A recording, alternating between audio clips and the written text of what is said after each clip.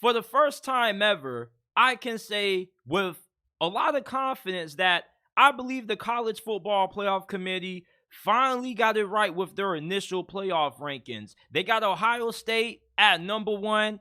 I don't think there should be any controversy with that because they gave a pretty good explanation for why they put the Buckeyes at number one. They got the best resume. They played the toughest schedule in college football up to this point. They have impressive wins over Penn State, Notre Dame on the road, and they just recently beat Wisconsin. Georgia comes in at number two. Georgia doesn't have the same amount of quality wins that Ohio State has. Same thing with Michigan. FSU, you probably can make the argument that they should be number two over Georgia and they should be ranked above Michigan, because if the committee is valuing strength of schedule and strength of wins, Florida State, they have some pretty good wins also. They beat LSU the first game of this season. They also got a really nice win over Duke.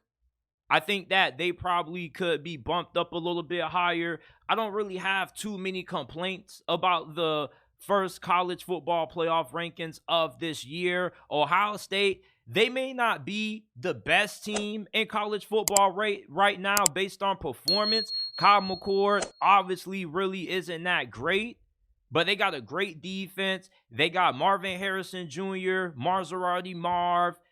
But this isn't about who's the most talented. This is about who has played the toughest schedule and who has the more impressive wins. And right now, no team in college football has a better resume than what Ohio State has. What was really interesting was that Oregon is in at number 6.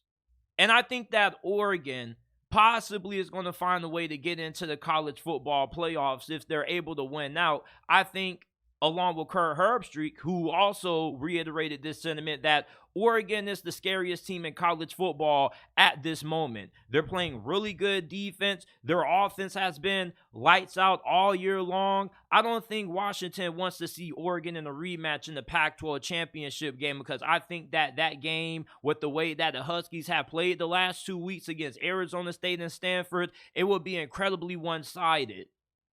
Oklahoma, they only fell to number 9 despite having an upset loss to TCU, so they still control their own destiny. If they're able to win out, let's say they beat Texas again in a rematch in the Big 12 championship game, then you're going to have a really compelling argument for Oklahoma being in the college football playoffs. But what really has me really excited about the rest of this season and how the playoffs are going to shape up is, what if Texas only has one loss?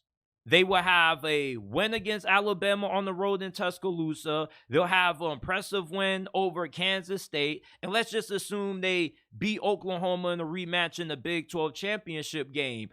Which one-loss team do you guys think has the best chance at jumping over a potential 4th seed team that's unbeaten?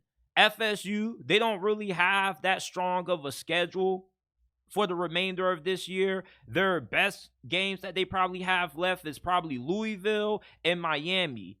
So let's say Texas wins out or Alabama wins out. Could there be a possibility where a team like maybe, Alabama could jump over FSU?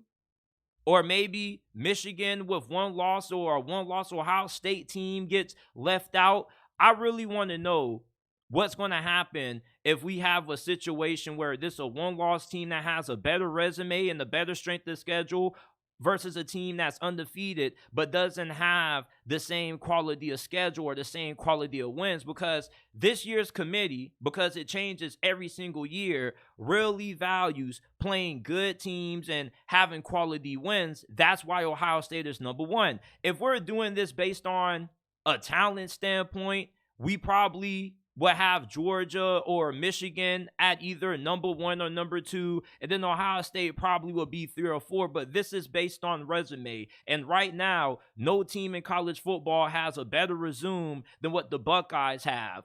Ohio State, they beat Notre Dame on the road in South Bend. People are trying to knock Notre Dame like Notre Dame is an overrated team. Notre Dame is a really good football team. They got a win over Duke. They got a win over USC. So let's not try to make it seem like wins over Notre Dame aren't impressive just because of the narrative that gets pushed around about Notre Dame being overrated every single year. And then they beat Penn State by a pretty comfortable margin. And Penn State is still a top 10 team in my eyes. So there's just no way that I felt the committee could not put Ohio State at number one. I've been screaming on Instagram and TikTok for the last 2 weeks that Ohio State deserves to be ranked number one in the nation. You should be rewarded for scheduling tough out-of-conference opponents. You can't be considered the best team in college football if you're Michigan. For one, if you're currently accused of cheating, and two, how can you claim you're the best if you haven't played none of the best teams? That just doesn't make a lot of sense to me. Right now, Ohio State deserves to be ranked where they are right now. I don't have any problems with the committee's playoff rankings. A lot of this is going to get sorted out over the next couple of weeks. We're about to find out truthfully how good Michigan is when they play Penn State and then eventually play Ohio State at the end of November. But give me your thoughts on the initial college football playoff rankings. Do you think that the committee got it right? Do you think they got it wrong? Who you think was too high? Who do you think was too low?